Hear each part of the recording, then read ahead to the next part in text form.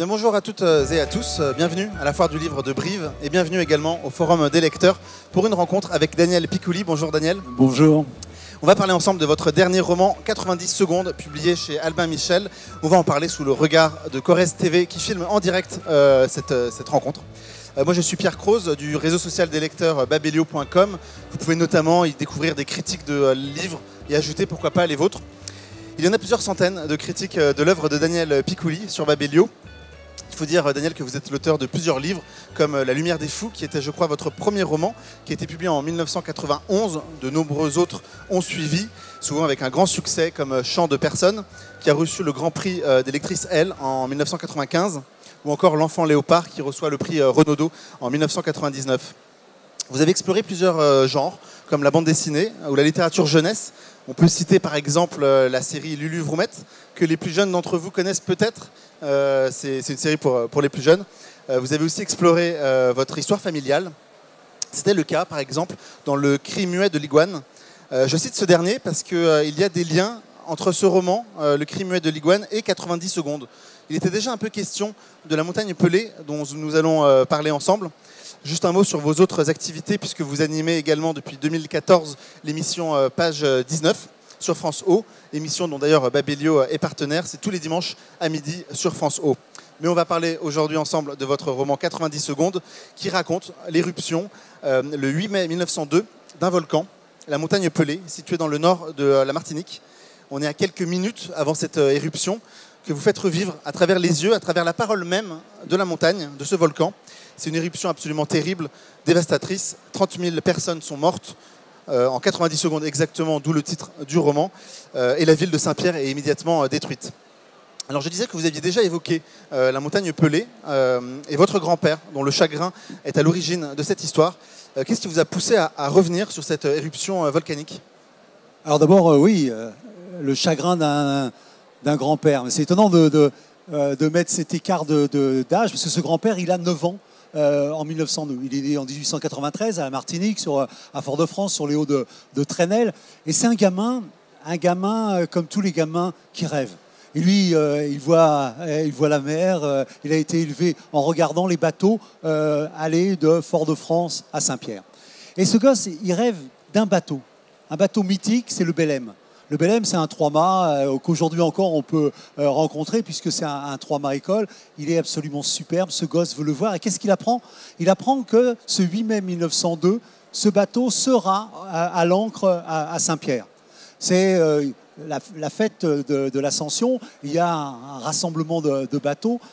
Et lui, bien évidemment, il veut le voir, il tanne sa mère. Il tanne sa mère comme un gosse de 9 ans, 7 années sa mère quand il veut quelque chose et il l'obtient. Donc elle lui dit, bah oui, on ira à Saint-Pierre. Et ils sont là, hein, ce 8 mai 1902, quelques heures avant la catastrophe, ils sont à l'embarcadère à Fort-de-France pour prendre la dernière navette, celle qui va aller de Fort-de-France à Saint-Pierre et qui va faire 150 morts de plus. Ce sont les derniers morts de Saint-Pierre. Et il entend que le Belém n'accostera pas à Saint-Pierre. Pourquoi ? Parce qu'il y a une querelle entre celui qui tient l'appontement, marin breton, et le capitaine du Belém, autre marin breton. Et ça rigole pas entre marins bretons. Il y en a un qui ne veut pas céder sa place, il mourra, lui et ses hommes, et disparaîtra avec son bateau. Et le Belém sera sauvé, et il pourra faire le tour. Mais ce n'est pas seulement le Belém qui est sauvé. C'est nous, notre famille. Moi, si je suis là aujourd'hui, c'est parce qu'une maman a eu l'intuition de céder au chagrin d'un enfant. C'est-à-dire qu'on sait parfois que les enfants font des caprices. Mais là, j'aime quand un parent sent que ce n'est pas un caprice, que le gosse a peut-être même eu l'intuition du danger. Je ne sais pas si vous avez déjà vécu ça. Moi, dans un aéroport, un jour, je me suis retrouvé à attendre pour prendre l'avion. Et il y a un gamin qui a eu une colère, mais une colère énorme. Pas une colère de caprice, une colère qui vient du fond, quoi, du fond du môme. Et une fraction de seconde, j'étais là et j'ai eu peur. Je me suis dit, ce môme, il sent quelque chose que nous, on ne sent plus et qu'on sentait quand on était gamin. Et je me suis dit, voilà, peut-être que ce môme, il sent quelque chose. J'ai quand même pris l'avion. Mais je me suis presque étonné à avoir ce sentiment-là. Cette peur que des gens sentent. Et dans ce livre, il y a beaucoup de ça. C'est-à-dire qu'il y a un rapport entre ce volcan et puis les gens de Saint-Pierre. Pourquoi est-ce que la montagne Pelée va vouloir exterminer cette ville? Parce que cette ville ne l'écoute pas. Cette ville ne la respecte pas. Cette ville n'entend pas les signes que le volcan envoie. Pendant 3 semaines avant cette éruption, la montagne envoie de la cendre, elle envoie des tonnerres de cailloux. Bon. Et les hommes ne partent pas. Et c'est ce qu'elle leur dit dans le livre. Mais fuyez, sauvez-vous, sinon je vais vous exterminer. Et c'est ce qu'elle va faire. Et bien sûr, on peut se demander pourquoi on donne la parole à un volcan. Je vais vous poser cette question. Un volcan, bah oui. Mais tout simplement parce que je ne voyais pas qui pouvait raconter mieux cette histoire, qui pouvait en connaître les tenants et les aboutissants. Mais elle arrivait très vite, cette voix. Alors vous prenez vraiment la parole, c'est la montagne qui prend la parole. C'est compliqué de se mettre entre guillemets dans la peau d'une montagne. C'était très rapide ce processus d'écriture, de se mettre dans... Mais non. Vous allez à Saint-Pierre. Moi, je suis allé à Saint-Pierre pour faire un documentaire. J'ai fait un documentaire. Et vous vous plantez au pied de la montagne, au pied du volcan. Vous la regardez comme ça. Vous la regardez, tout simplement. Et mieux même, si vous voulez, si un jour vous allez à Saint-Pierre, vous allez nager dans la rade et vous regardez ce volcan. Vous le voyez là. Et vous vous dites que c'est impossible de prendre la parole à la place de ce volcan. Il est là, il pèse sur la ville, il pèse depuis toujours sur la ville. Et rien d'autre et personne d'autre ne peut parler à sa place. Personne ne peut connaître les tenants et les aboutissants. Comment? Pourquoi? Et même elle, ce qui est formidable, c'est que ce volcan, qui est une tueuse, qui prépare méthodiquement son affaire et qui même pourrait décider de qui elle va sauver en dirigeant la coulée de cette nuée ardente. Et elle va être la première victime de ça. Parce que quand ça va exploser, elle qui croyait pouvoir maîtriser, elle va s'apercevoir qu'elle ne peut rien parce qu'elle a engendré un monstre. Quand on parle d'une éruption volcanique, souvent on a l'image la nuit d'une espèce de pyrotechnie ou de coulée de lave en fusion belle. On est à l'écart, on regarde, c'est beau. Là non, il ne s'agit pas de ça. Il s'agit d'un monstre de 50 mètres de haut. 50 mètres de haut qui va jaillir du volcan. C'est de la pierre, c'est de la roche, c'est de l'eau en fusion. Ça fait 1000 degrés et ça va à 500 à l'heure. À 500 à l'heure. C'est-à-dire que le titre, là, ce n'est pas pour faire un titre. C'est qu'entre le moment où la montagne explose et le moment où il n'y a plus rien, il se passe effectivement 90 secondes. Mais bien évidemment, moi, je ne raconte pas 30 000 morts. Je raconte 30 000 vies. C'est plein de destins parce que, imaginez-vous, imaginons-nous, en ayant un peu la conscience d'un danger imminent, qu'est-ce qu'on fait des 2 dernières heures qui nous restent? Qu'est-ce qu'on fait du dernier quart d'heure qui nous reste? Quand on a conscience que de toute façon on ne pourra pas fuir, on ne pourra pas partir. C'est de ça dont il s'agit. Alors après, cette histoire n'est pas une histoire de 1902. Non, c'est une histoire d'aujourd'hui. D'aujourd'hui. C'est-à-dire une histoire qui a pris en charge le fait que la catastrophe naturelle, c'est notre avenir. On le sait. On le sait actuellement, on le pressent, on le voit, on ouvre la télévision, on voit des inondations, des choses et des catastrophes qui nous paraissaient exotiques, qui avaient lieu loin. Non, c'est aujourd'hui. Et pourquoi est-ce que la montagne Pelée a un intérêt? C'est parce que la montagne Pelée, c'est une structure de catastrophe moderne. C'est quoi? Ça veut dire que dans un premier temps, et on le sait tous, face à une catastrophe, face à n'importe quoi, même quand des immeubles s'écroulent, on nous rassure. On nous rassure. Tout va bien. Et après, dans un deuxième temps, pour nous rassurer avec un peu plus de raison, on trouve des scientifiques. On trouve toujours des scientifiques pour dire. On a ici encore aujourd'hui, ayant pignon sur rue, des climato-sceptiques qui vous disent que non, que oui. Mais il y en a toujours et on peut trouver à parité des gens qui vont dire oui et des gens qui vont dire non. Donc on trouve son petit contingent de scientifiques. On crée une commission scientifique. Ils ont créé une commission de scientifique à ce moment-là qui va produire un compte-rendu qui sera dans le dernier journal de Saint-Pierre, qui titre quoi? Où peut-on être mieux qu'à Saint-Pierre? C'est ce qu'il y a dans le dernier journal. Dans le dernier journal. Donc il y a cette espèce de conjonction des intérêts qui veut que la ville reste parce qu'il y a des élections, parce que c'est le deuxième tour des élections et qu'on ne veut pas que les gens partent. On se dit, s'ils partent, les blancs vont partir, les noirs vont rester. Et ça va faire basculer l'élection. C'est ridicule. C'est ridicule parce que les noirs ne votaient pas. Mais enfin, peu importe. On a cette espèce de fantasme-là. Donc il y a dans cette histoire-là des choses qui nous concernent aujourd'hui. Moi, ce que je veux, c'est un petit peu remuer cette idée que la nature, nous, on en fait ce qu'on veut. Moi, j'ai commencé ce livre-là dans le jardin botanique de Saint-Pierre, pas pour simplement faire beau, non, c'est pour montrer l'illusion des hommes à avoir maîtrisé la nature. Quand vous êtes dans un très beau jardin, le jardin botanique de Saint-Pierre est un des plus beaux jardins du monde. Quand vous êtes au milieu de ça, vous avez l'impression que l'homme maîtrise tout, qu'il maîtrise la nature. Le bosquet, c'est lui qui l'a mis là. Cet arbre, c'est lui qui l'a mis là. Cette essence, c'est lui qui l'a fait pousser. Et tout autour, c'est la jungle. Tout autour, c'est la violence de la nature. Mais le jardin vous donne cette illusion. Il y a deux illusions mortelles pour nous. C'est cette illusion de maîtriser la nature et la beauté. On ne sait pas pourquoi tous, mais on pense que la beauté protège, que la beauté est présente. Et on est d'ailleurs très choqués quand quelque chose de beau disparaît, quand des monuments, quand des statues. On ne supporte pas que la catastrophe élimine la beauté. Et on se croit protégé par elle. Donc il y a tout ça dans ce livre. Et 1000 histoires, parce que vous ne croyez quand même pas que je vais vous raconter tout, non? On va quand même revenir sur quelques éléments. Quelques mots justement sur la ville de Saint-Pierre qui est détruite donc en quelques secondes. Elle ressemblait à quoi exactement cette ville de Saint-Pierre avant la catastrophe? C'est une merveille. C'est-à-dire qu'en plus, la montagne Pelée est très orgueilleuse. Elle ne veut pas faire disparaître une espèce de ville quelconque, ville tropicale en bois. Non, elle va s'attaquer à la plus belle ville de la Caraïbe. Une ville en pierre, une ville qui a un théâtre qui est construit sur le modèle de celui de Bordeaux, dont les rues sont pavées. La ville la plus riche de toute la Caraïbe, le premier port remier du monde. C'est-à-dire que c'est une ville qui contient tous les excès raciaux, les excès d'argent, les excès de vie. Parce que Saint-Pierre, par rapport à Fort-de-France, a la réputation d'être une catin.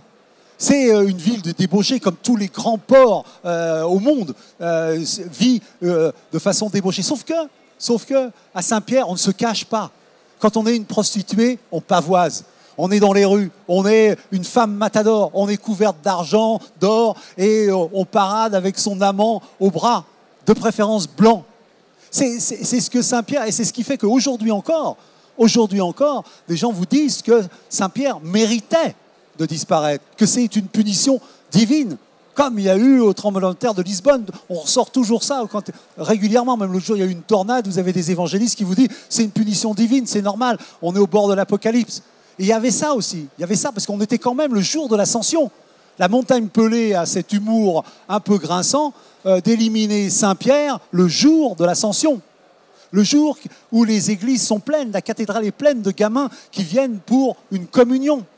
C'est une ville qui est en prière, c'est une ville qui est en procession qu'elle va raser. C'est ça dont il s'agit. Donc, c'est tous ces éléments-là qui font que cette histoire est sidérante, qu'elle est d'aujourd'hui. Et bien sûr, alors, je vous rassure, il y en a qui vont être sauvés. Parce que c'est qui peut sauver ici? Le seul qui peut sauver, moi. Oui, je suis le seul. J'ai dans ce livre-là, exercé mon privilège, sauver qui je veux. Bien évidemment, je n'ai pas été très prolixe. J'en ai sauvé 2. Peut-être. Et encore, je ne sais pas. Et j'ai choisi 2 amoureux. Parce que qu'est-ce qu'il y a de plus miraculeux que l'amour? Qu'est-ce qui mérite le plus que tout d'être sauvé? Et ces 2 amoureux, ils s'appellent Othello et Louise.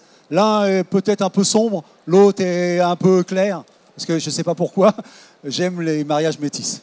Je ne sais pas à quoi ça tient. Je ne sais pas. Peut-être une histoire familiale. Peut-être j'ai tendance à considérer que le métissage a quelque avenir ou quelque avenir intéressant. Donc, il y a ces 2 amoureux-là qui vont incarner le miracle. Un petit miracle dont je vous parle, très rapidement, très simplement, parce que quand vous regardez aux actualités, vous regardez des fois des images de tremblements de terre, qu'est-ce que vous voyez qui vous surprend le plus?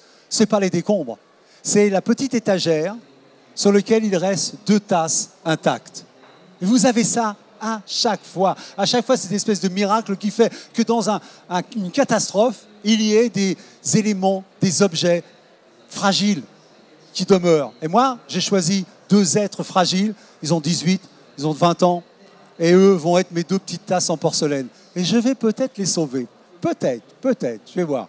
Comment est-ce que vous avez fait le casting? D'ailleurs, il y a très peu de personnages finalement dans le roman. Vous vous intéressez sur une période très restreinte. Il y a quelques personnages qui ont existé, je crois. Comment est-ce que vous avez fait le casting? Vous vouliez des amoureux? Vous vouliez parler d'amour aussi? Un casting, c'est ça. On fait défiler un petit peu déjà l'histoire.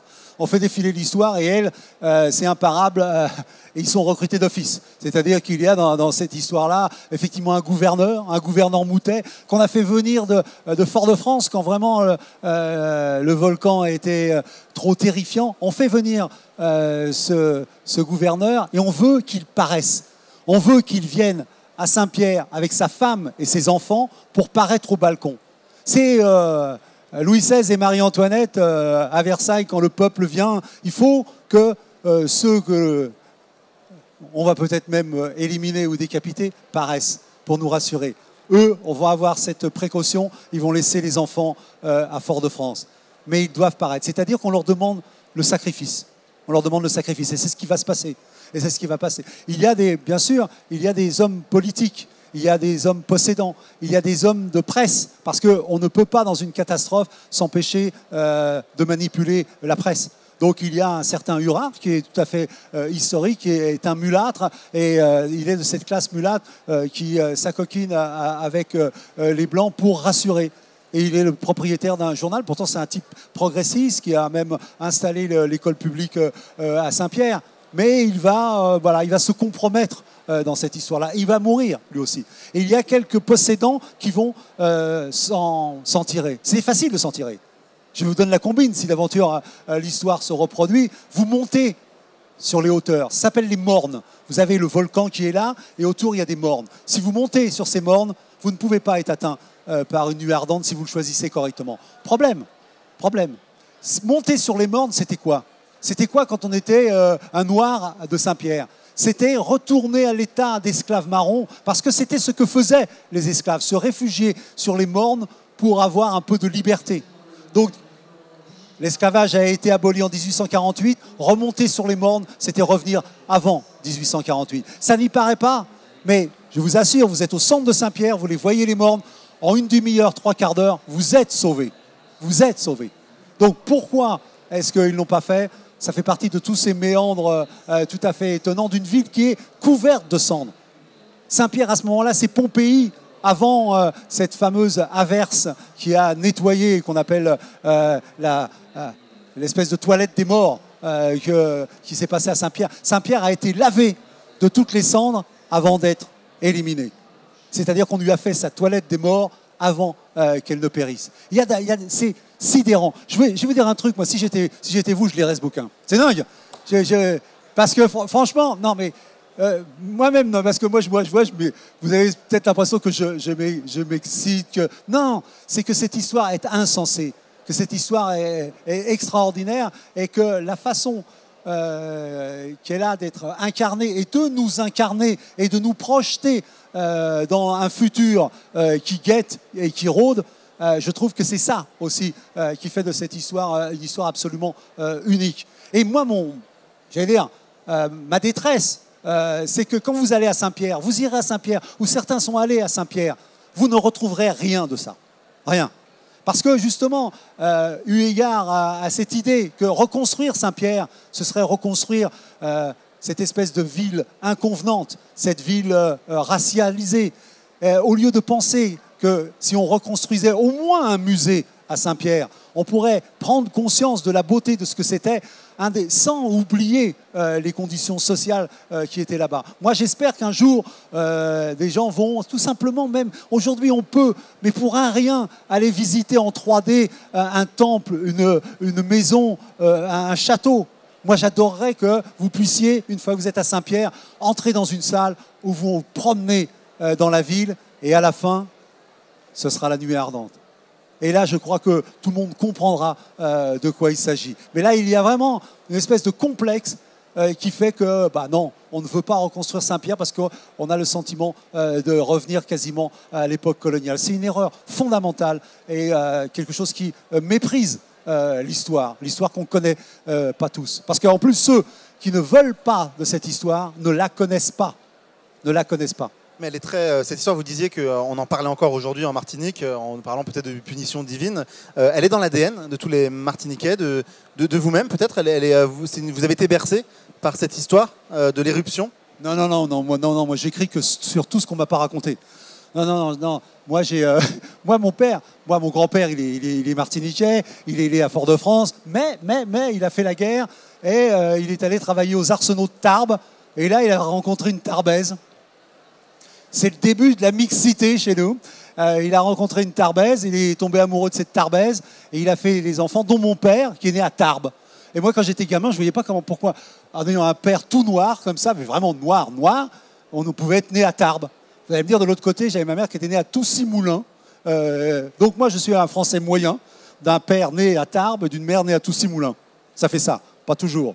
Donc moi, ils n'ont jamais rien raconté, parce qu'ils étaient dans cet âge, dans cette époque où on refoulait complètement la Martinique, on refoulait même ses origines. Mon père voulait écrire plus blanc que blanc, voulait se coiffer, voulait se comporter, voulait parler. Moi, on ne m'a jamais parlé de créole, j'ai jamais bu un petit rhum ou un petit punch, il n'y a pas eu de madras à la maison.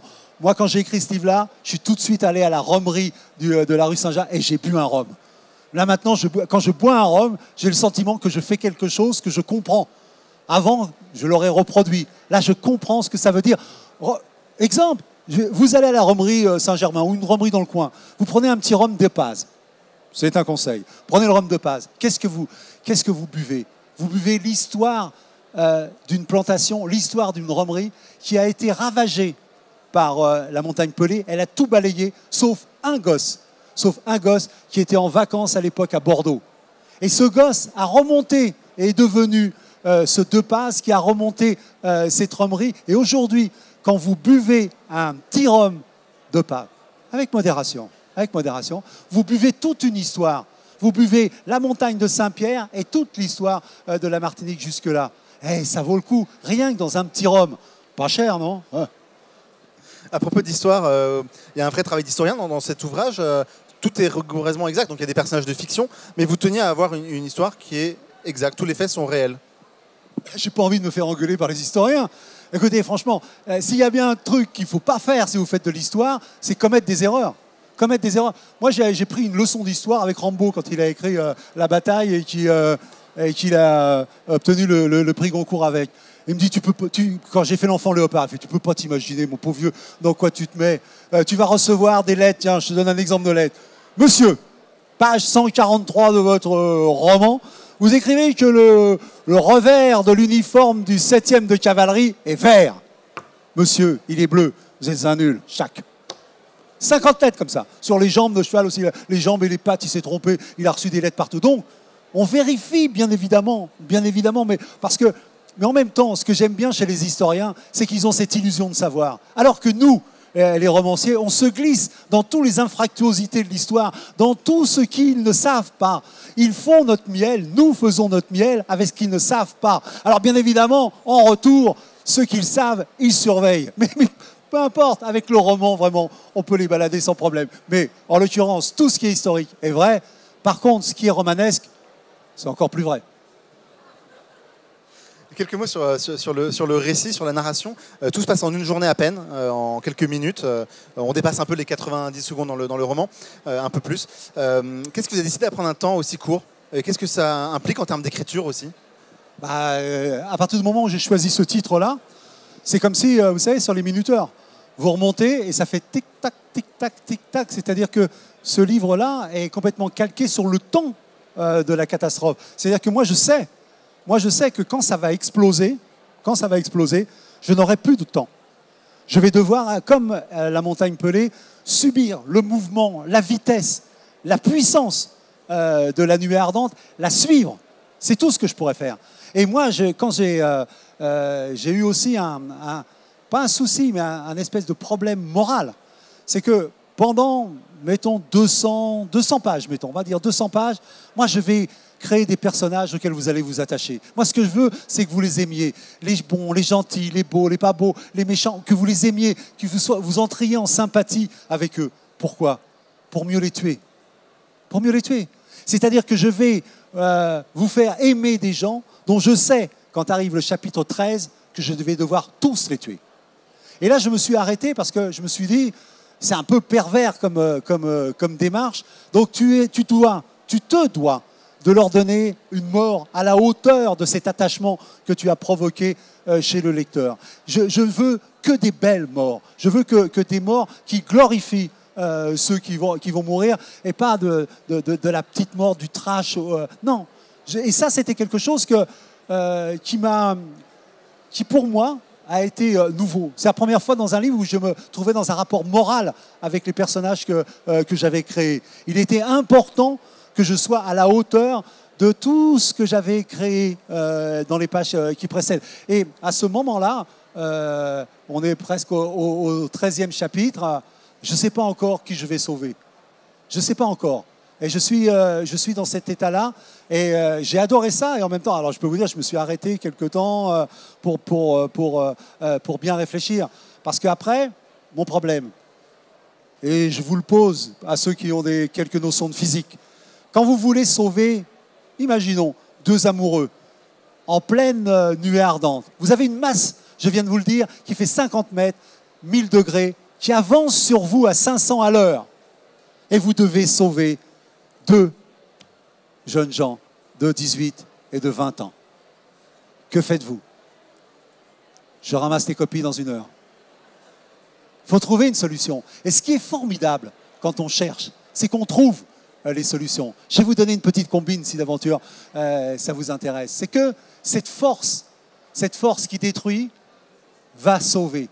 Parce que quand vous déplacez une masse comme ça, elle pousse devant elle une masse d'air qui se comprime et qui va frapper les mornes et va revenir. C'est-à-dire que vous pouvez vivre, vous pouvez vivre ce moment incroyable qu'une montagne de 50 mètres devant vous s'affale tout à coup comme un animal parce qu'elle a reçu en retour un choc qu'elle a elle-même provoqué.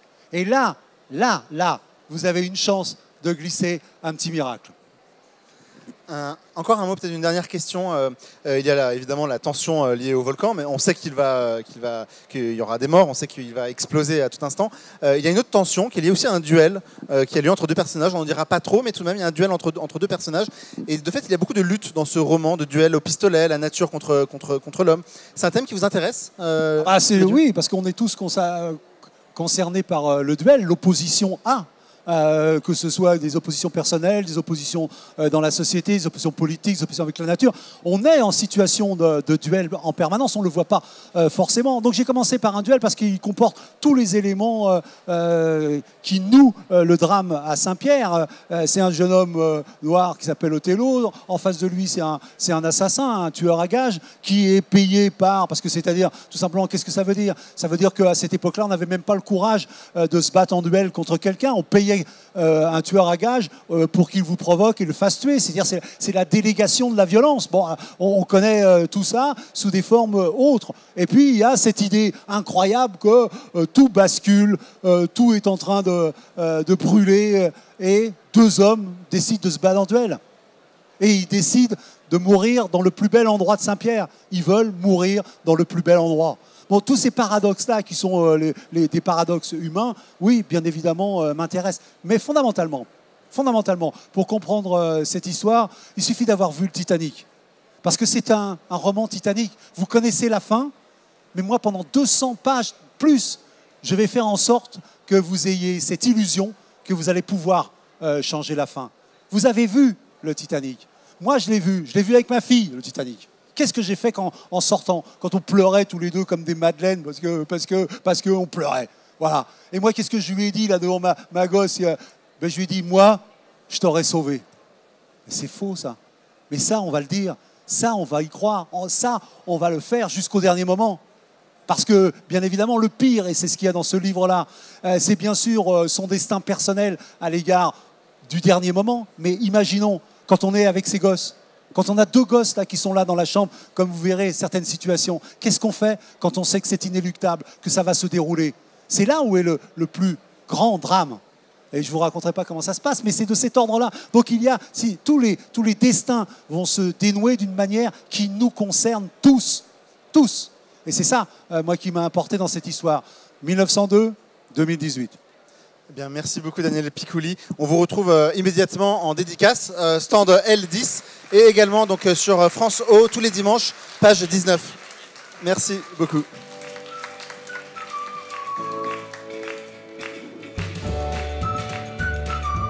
Rendez-vous au stand. Hein.